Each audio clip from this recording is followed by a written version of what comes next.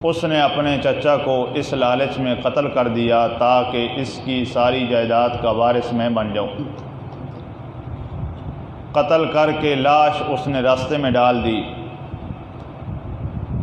خود حضرت موسیٰ علیہ السلام کے پاس آ گیا، کہا کہ مجھے یقین ہے کہ اس کے قاتل کا نام آپ کے سوا کوئی اور نہیں بتا سکتا۔ موسیٰ علیہ السلام نے اپنی قوم سے کہا کہ اگر اس کے قاتل کے بارے میں کسی کو علم ہو تو وہ ہمارے سامنے آ کر بیان کرے۔ جب کوئی خبر نہ ملی، اس نے آ کر دوبارہ مطالبہ کیا کہ آپ اللہ تبارک و تعالیٰ کے نبی ہیں، اللہ سے دعا کریں کہ اللہ تبارک و تعالیٰ ہمیں قاتل کا نام بتلا دے۔ موسیٰ علیہ السلام نے اللہ تبارک و تعالیٰ کی بارگاہ میں دعا کی تو رب ذوالجلال نے حکم دیا کہ موسیٰ اپنی قوم کو حکم دو کہ یہ ایک گائے ذبح کریں۔ اب بظاہر قاتل کا نام بتانے میں اور گائے ذبح کرنے میں کوئی مناسبت نظر نہیں آتی، اسی واسطے قوم نے کہا کہ آپ ہم سے مذاق نہ کریں، کیونکہ شرعی احکام کے اندر مذاق کرنا یہ کام ہوتا ہے جاہلوں کا۔ تو موسیٰ علیہ السلام نے کہا کہ میں جاہل ہونے سے اللہ تبارک و تعالیٰ کی پناہ میں آتا ہوں۔ گائے ذبح کرنے کا حکم مل گیا۔ اگر وہ کوئی بھی گائے ذبح کر لیتے، اللہ کے حکم کی تعمیل ہو جاتی، لیکن انہوں نے طرح طرح کے سوالات کر کے خود اپنے اوپر سختی پیدا کی۔ پہلا سوال یہ کیا، قالوا ادع لنا ربک یبین لنا ما ہی، اے موسیٰ آپ اپنے رب سے کہیں کہ رب ہمارے لیے بیان کرے وہ گائے کیسی ہونی چاہیے۔ قال موسیٰ علیہ السلام نے کہا قال انہ یقول انہا بقرۃ صفراء فاقع لونہا، کہا وہ چمکدار زرد رنگ کی گائے ہونی چاہیے، تسر الناظرین جو دیکھنے والوں کو اچھی لگتی ہو۔ پھر تیسرا سوال کیا، قال ادع لنا ربک یبین لنا ما ہی، آپ اپنے رب سے دعا کریں کہ ہمارے لیے بیان فرمائے اس گائے کی صفات کیسی ہونی چاہیے۔ ان البقرۃ تشابہ علینا، گائے ہم پر مشتبہ ہو گئی، وَإِنَّا إِن شَاءَ اللَّهُ لَمُهْتَدُونَ، اگر اللہ نے چاہا تو ہم ضرور ہدایت پا جائیں گے، یعنی اس گائے تک پہنچ جائیں گے۔ تو موسیٰ علیہ السلام نے کہا انہ یقول انہا بقرۃ لا ذلول تثیر الارض ولا تسقی الحرث، کہ گائے ایسی ہونی چاہیے وہ بہت زیادہ محنت کرنے والی نہ ہو، کہ زمین میں ہل چلاتی ہو، کھیتیوں کو پانی دیتی ہو، مسلمۃ لا شیۃ فیہا، ہر قسم کے عیب سے پاک اور صاف ہو۔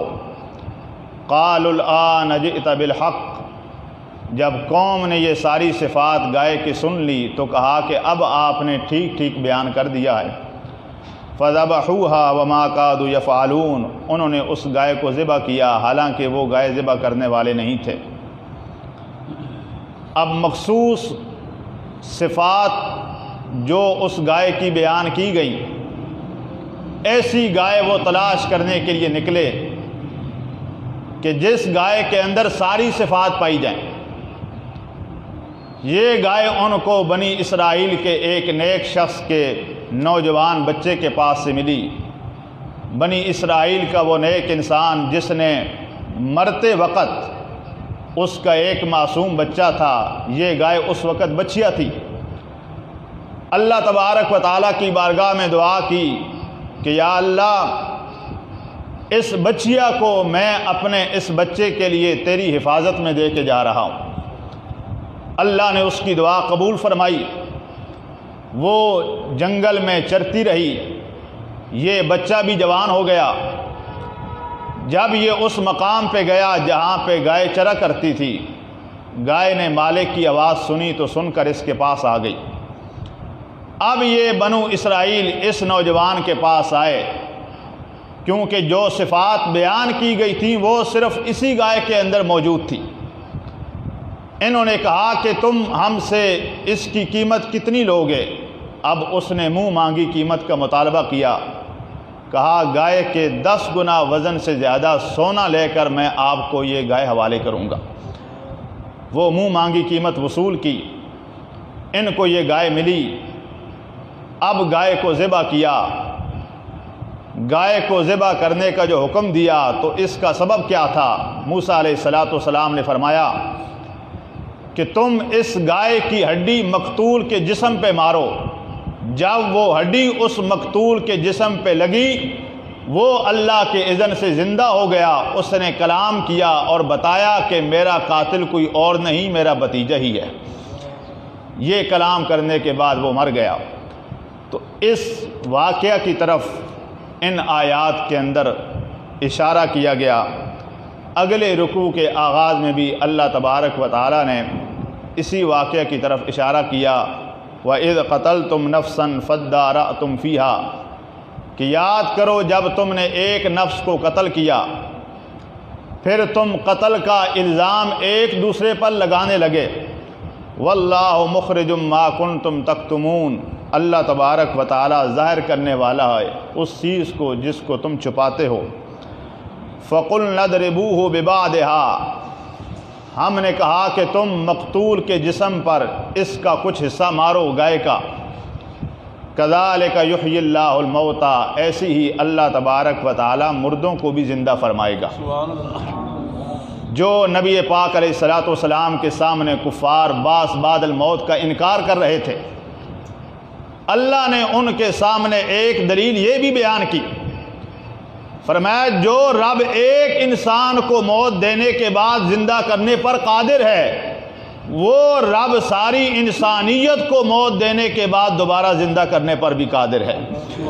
جیسے سورہ یاسین شریف کے اندر فرمایا جب ابو جہل نبی پاک علیہ السلام کے سامنے ایک بوسیدہ سی ہڈی اٹھا کر اعتراض کر رہا تھا کہ اس ہڈی میں جان کون ڈالے گا، اس پہ گوشت کون چڑھائے گا، اس کے اندر روح کیسے آئے گی، تو رب ذوالجلال نے فرمایا قل یحییھا الذی انشأھا اول مرہ، محبوب آپ ان کو فرما دو ان ہڈیوں کو زندہ وہی کرے گا جس نے پہلی مرتبہ تمہیں پیدا فرمایا ہے۔ کہ پہلی مرتبہ پیدا کرنا تو پھر بھی ہمارے لحاظ سے مشکل کام ہے، جب کوئی سیمپل نہ تھا، جب کوئی نمونہ نہ تھا، دوبارہ زندہ کرنا تو اس کے لحاظ سے زیادہ آسان ہے۔ فرمایا جو رب بغیر سیمپل اور بغیر نمونہ کے تمہیں پیدا کرنے پر قادر ہے، وہ رب موت دینے کے بعد دوبارہ زندہ کرنے پر بھی قادر ہے۔ تو فرمایا وَيُرِيكُمْ آيَاتِهِ، اللہ تبارک و تعالیٰ تمہیں اپنی نشانیاں دکھاتا ہے، لعلکم تعقلون، تاکہ تمہیں سمجھ آ جائے۔ اب یہ بہت بڑی نشانی تھی بنی اسرائیل کے لیے کہ مقتول زندہ ہو گیا، اس نے کلام کیا، اپنے قاتل کا نام بتایا، لیکن اس کے باوجود وہ اپنی نافرمانیوں سے باز نہ آئے، ہٹ درمیوں سے باز نہ آئے۔ کئی نشانیاں وہ پہلے دیکھ چکے تھے۔ ہفتہ کے دن 2 شکار کرنے والے لوگ تھے، ان کو سزا کے طور پہ خنزیر بنا دیا گیا، انہیں بندر بنا دیا گیا، عذاب کے طور پر پہاڑ ان کے اوپر لٹکایا گیا۔ یہ مقتول نے زندہ ہو کر کلام کیا۔ اللہ فرماتا ہے ثم قست قلوبکم من بعد ذالک، اس کے بعد بھی تمہارے دل سخت ہو گئے، ماننے کے باوجود پھر بھی نافرمانیوں پہ ڈٹے رہے۔ فرمایا فَهِيَ كَالْحِجَارَةِ أَوْ أَشَدُّ قَسْوَةً، ان کے دل پتھر کی طرح سخت ہیں یا پتھر سے بھی زیادہ سخت ہیں۔ کیوں؟ اس واسطے وَإِنَّ مِنَ الْحِجَارَةِ لَمَا يَتَفَجَّرُ مِنْهُ الْأَنْهَارُ، بعض پتھر وہ ہیں کہ جن سے نہریں جاری ہو جاتی ہیں۔ موسیٰ علیہ السلام نے عصا پتھر پہ مارا تو چشمے پھوٹ پڑے۔ فرمایا وَإِنَّ مِنْهَا لَمَا يَشَّقَّقُ فَيَخْرُجُ مِنْهُ الْمَاءُ، بعض پتھر وہ ہیں جو پھٹتے ہیں تو ان سے پانی نکلتا ہے۔ وَإِنَّ مِنْهَا لَمَا يَهْبِطُ مِنْ خَشْيَةِ اللَّهِ، بعض وہ ہیں جو اللہ کے خوف سے گر پڑتے ہیں۔ 3 اقسام بیان کی پتھروں کے اثر قبول کرنے کے لحاظ سے۔ جن کے اندر اثر زیادہ ہے فرمایا ان سے پانی کے چشمے جاری ہوتے ہیں، جن کے اندر اثر کم ہے ان سے کچھ نہ کچھ پانی نکلتا ہے، جن کے اندر اثر سب سے زیادہ کم ہے وہ بھی اللہ کے خوف سے گر پڑتے ہیں۔ فرمایا ان کے اندر پتھروں جتنا اثر بھی نہیں ہے۔ وَمَا اللَّهُ بِغَافِلٍ عَمَّا تَعْمَلُونَ، اللہ تبارک و تعالیٰ تمہارے اعمال سے غافل نہیں ہے۔ تو قرآن مجید فرقان حمید کی ان آیات سے یہ بات بھی معلوم ہوتی ہے، یہ پتھر اور درخت جو کہ بے جان ہیں ان کے اندر بھی ادراک ہے، تبھی تو ان کے اندر اللہ تبارک و تعالیٰ کا خوف پیدا ہوتا ہے۔ ادراک ہے تو اسی واسطے سرکار نے فرمایا تھا جبل احد یحبنا ونحبہ، احد پہاڑ ہم سے محبت کرتا ہے، ہم اس کے ساتھ محبت کرتے ہیں۔ سرکار نے ارشاد فرمایا تھا ابھی تک میں نے اعلان نبوت نہیں کیا تھا، میں اس وقت بھی مکہ شریف کے اندر اس پتھر کو جانتا تھا جو اعلان نبوت سے پہلے مجھے اللہ کا نبی کہہ کر سلام کیا کرتا تھا۔ پھر جب پتھروں کی بات کریں تو یقیناً اس پتھر کا تصور بھی ذہن میں آتا ہے جس کو چومنے کے لیے اور جس کی زیارت کرنے کے لیے ہر مومن ترستا ہے۔ وہ حجر اسود جس کے بارے میں سرکار نے فرمایا یہ جنت سے اترا ہے، سبحان اللہ، دودھ سے زیادہ سفید اس کا رنگ تھا، بنی آدم کی خطائیں چوس چوس کر یہ کالا اور سیاہ ہو گیا ہے۔ اس پتھر کے اندر بھی ادراک ہے۔ فرمایا کہ قیامت کا دن ہوگا، اللہ تبارک و تعالیٰ اس کی 2 آنکھیں بھی بنائے گا، اس کے 2 ہونٹ بھی ہوں گے، اس کی زبان بھی ہوگی۔ یشہد علی من استلمہ، آج دنیا میں جس نے اس حجر اسود کا بوسہ لیا یا اپنے ہاتھ کو مس کر کے ہاتھ کو چوم لیا یا کسی چیز کے ساتھ اشارہ کر کے اس چیز کو چوم لیا، اتنا علم تو اللہ نے اس پتھر کو بھی عطا فرما رکھا ہے۔ ہر اس انسان کا نام اس پتھر کے اندر فیڈ ہوتا جا رہا ہے۔ یشہد علی من استلمہ، فائدہ کیا ہوگا؟ فرمایا قیامت کا دن ہوگا، جس نے چوما ہوگا یہ پتھر اللہ کی بارگاہ میں اس کے حق میں گواہی دے رہا ہوگا۔ تو معزز سامعین، پتھروں کا ادراک یہ ہے۔ نبی پاک علیہ الصلوۃ والسلام کے ایک صحابی روایت کرتے ہیں کہ میں نے نبی پاک علیہ الصلوۃ والسلام کے ہاتھوں میں کنکریوں کو تسبیح کرتے ہوئے سنا ہے، کلمہ پڑھتے ہوئے سنا۔ ثم فی ید ابی بکر الصدیق، پھر وہ کہتے ہیں میں نے دوسرے نمبر پر حضرت صدیق اکبر رضی اللہ تعالیٰ عنہ کے ہاتھوں میں بھی کنکریوں کو کلمہ پڑھتے ہوئے سنا ہے۔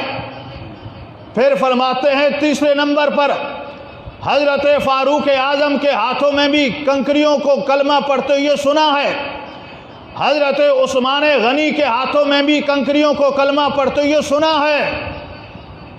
یہ سیدنا صدیق اکبر رضی اللہ تعالیٰ عنہ کی خلافت بلا فصل کا تذکرہ آج ہم ویسے نہیں کرتے۔ سب سے پہلے اگر کنکریوں نے کلمہ پڑھا ہے تو نبی پاک علیہ الصلوۃ والسلام کے ہاتھ میں پڑھا، اور آپ کے متصل بعد بغیر فاصلہ کے اگر کنکریوں نے کسی کے ہاتھ میں کلمہ پڑھا ہے وہ حضرت سیدنا صدیق اکبر کی ذات گرامی ہے۔ درختوں کے اندر بھی ادراک ہے۔ نبی پاک علیہ الصلوۃ والسلام ایک وادی کے کنارے آرام فرما رہے تھے۔ صحابی کہتے ہیں میں نے دیکھا کہ ایک درخت چلتا ہوا آپ کے پاس آیا اور پھر واپس چلا گیا۔ جب سرکار بیدار ہوئے تو میں نے پوچھا اللہ کے حبیب، آج تک ہم نے درختوں کو اس انداز میں چلتا پھرتا نہیں دیکھا، سبحان اللہ، یہ درخت یہاں پر کیا کرنے کے لیے آیا تھا؟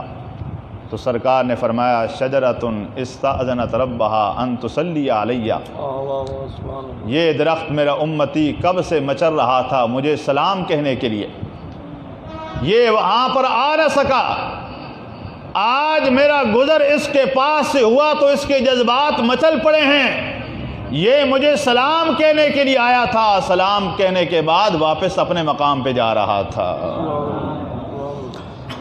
تو معزز سامعین، قرآن مجید فرقان حمید کی اس آیت نے ہمیں یہ درس دیا، پتھروں کے اندر، درختوں کے اندر ادراک ہے، یہی وجہ ہے پتھروں نے بھی ہمارے آقا صلی اللہ علیہ وسلم کی رسالت کی گواہی دی ہے، درختوں نے بھی آپ علیہ الصلاۃ والسلام کی رسالت کی گواہی دی ہے۔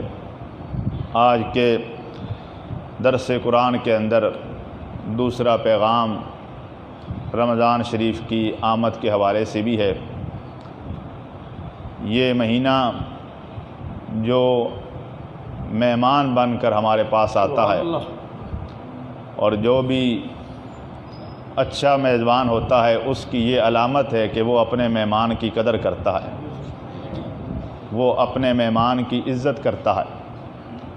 ہمارے آقا علیہ الصلاۃ والسلام کا یہ معمول تھا، جب بھی رمضان کا چاند نظر آتا تو چاند دیکھ کر آپ فرماتے تھے ہلال و رشد و خیر، یہ رشد کا چاند ہے، بھلائی اور نیکی کا چاند ہے۔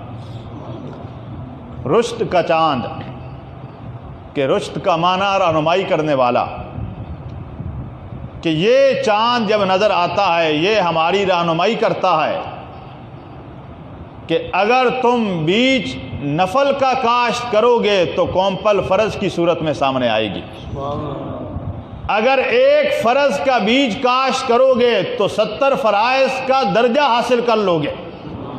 یہ چاند ہماری رہنمائی کرتا ہے کہ ہم نے اللہ کا قرب کیسے حاصل کرنا ہے۔ سرکار فرماتے یہ چاند خیر کا چاند ہے، یہ بھلائی کا چاند ہے۔ کیوں؟ اس واسطے کہ فرمایا روزہ ڈھال بن جاتی ہے۔ جس طرح ڈھال پہلے زمانے میں جنگ کے اندر استعمال ہوتی تھی تیروں سے بچنے کے لیے، فرمایا روزہ بھی انسان کو باقی برائیوں سے، باقی گناہوں سے بچاتا ہے۔ روزہ خود بھی عبادت ہے، یہ انسان کو باقی عبادات کی طرف بھی دعوت دیتا ہے، باقی عبادات کی طرف بلاتا ہے، کہ اس کی وجہ سے باقی عبادات کرنا انسان کے لیے آسان ہو جاتی ہیں۔ یہ مہینہ ہمیں کتنا زیادہ نوازنے کے لیے آتا ہے۔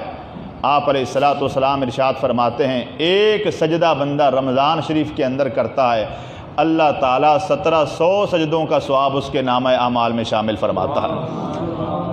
یعنی رمضان کا سجدہ عام سجدے کی طرح نہیں، رمضان کا سجدہ خاص سجدہ ہے۔ جو ہی اس مہینے کا چاند طلوع ہوتا ہے تو نیکی کا ریٹ بڑھ جاتا ہے۔ کب تک؟ فرمایا عید کا چاند نظر آنے تک نیکیوں کا ریٹ بڑا رہتا ہے، اور روزہ دار کے لیے یہ انعام ہے یستغفر لہ کل یوم 70,000 من صلاۃ الغداۃ الی ان توارت بالحجاب۔ 70,000 فرشتے طلوع صبح صادق سے لے کر غروب آفتاب تک روزہ دار کے لیے مغفرت کی دعا مانگتے رہتے ہیں۔ یعنی کتنے وہ وارے نیارے ہیں روزہ دار کے، کہ ہر روزہ دار کے ساتھ 70,000 فرشتے اللہ تبارک و تعالیٰ نے لگا دیے ہیں۔ اتنے زیادہ فرشتے جن کی ڈیوٹی یہ ہے انہوں نے استغفار کرنا ہے، روزہ دار کے لیے اللہ کی بارگاہ میں دعا کرنی ہے۔ یہ اتنے زیادہ فرشتے اللہ تبارک و تعالیٰ ایک روزہ دار کے ساتھ لگا کر ان فرشتوں کو بھی بتانا چاہتا ہے، فرشتوں تم نے کہا تھا ہم تیری تسبیح اور پاکی بیان کرنے کے لیے کافی ہیں، انسان کو پیدا کرنے کی حکمت کیا ہے؟ اللہ تبارک و تعالیٰ یہ بتاتا ہے فرشتوں تم حاجات سے پاک ہو، تمہیں نہ بھوک کا احساس ہوتا ہے نہ تمہیں پیاس کا احساس ہوتا ہے۔ یہ میرے محبوب علیہ الصلاۃ والسلام کی امت جن کو بھوک کا بھی شدت سے احساس ہے، پیاس کا بھی شدت سے، حاجات کے باوجود میری تسبیح اور پاکی بیان کرنا اور میری بندگی کرنا یہ میرے محبوب علیہ الصلوۃ والسلام کی امت کے روزہ داروں کا کام ہے۔ آپ علیہ الصلوۃ والسلام رمضان کا چاند نظر آنے سے پہلے دعا مانگتے تھے، اتنی زیادہ کروں گا، لیکن اچانک وہ کسی مصیبت کے اندر پھنس جاتا ہے، کسی الجھن کے اندر پھنس جاتا ہے، وہ جتنی بندگی کرنا چاہتا تھا اتنی کر نہیں سکتا، تو سرکار نے اپنی امت کو تعلیم دی، تم نے یوں دعا مانگنی ہے، اللہم سلمنی فی رمضان، یا اللہ مجھے رمضان کے اندر ہر آفت سے محفوظ رکھنا، سلامت رکھنا۔ دوسری دعا آپ یہ مانگتے تھے، اللہم سلم رمضان علی، یا اللہ رمضان کو میرے لیے سالم اور محفوظ بنا دے۔ مطلب کیا ہے کہ کہیں ایسا نہ ہو کہ مطلع ابر آلود ہونے کی وجہ سے رمضان کا چاند ایک دن تاخیر سے نظر آئے تو ایک روزہ رہ جائے گا، ایک روزہ فوت ہو جائے گا۔ اس بنیاد پہ فرماتے تھے، اپنی امت کو بھی یہ تعلیم دی، تلقین کی کہ یہ دعا مانگنی ہے، یا اللہ رمضان کو میرے لیے محفوظ بنا دے، رمضان کو میرے لیے سالم بنا دے۔ تیسری دعا یہ مانگتے تھے، اللہم سلمہ منی، یا اللہ رمضان کو میری معصیتوں سے محفوظ فرما دے، رمضان کو میرے گناہوں سے محفوظ فرما دے، کہیں میری وجہ سے رمضان کی قدر کے اندر کوئی فرق نہ آ جائے، یہ ہے مہمان، میں اس کا ہوں میزبان، کہیں میری وجہ سے اس کی مہمان نوازی میں کوئی فرق نہ آ جائے۔ اب اس دعا کے اندر بھی کسی کا ذہن نبی پاک علیہ الصلوۃ والسلام کی طرف نہ جائے، کیونکہ وہاں پر تو کبیرہ گناہ ہونا بڑی دور کی بات ہے، صغیرہ گناہ کبھی انسان تصور نہیں کر سکتا، لیکن امت ہے، ہم ہیں جو گناہوں کی دلدل میں پھنسے ہیں، ہم سے گناہ صغیرہ بھی ہوتے ہیں، کبیرہ بھی ہوتے ہیں، عمدن بھی ہیں، ساون بھی ہیں، تو ہم گناہگاروں کو آپ علیہ الصلوۃ والسلام نے تلقین کی کہ رمضان کی آمد سے پہلے تم نے یہ دعا مانگنی ہے کہ یا اللہ رمضان کے مہینہ کو میرے گناہوں سے محفوظ فرما لے، رمضان کو میری معصیتوں سے محفوظ فرما لے۔ رمضان کا چاند نظر آنے سے پہلے بھی اور چاند نظر آنے کے بعد بھی ہم نے ان دعاؤں کا اہتمام کرنا ہے، تاکہ اللہ تبارک و تعالی اس مقدس مہینے کی برکات ہم سب کو زیادہ سے زیادہ حاصل کرنے کی توفیق عطا فرمائے۔ وآخر دعوانا الحمد للہ رب العالمین۔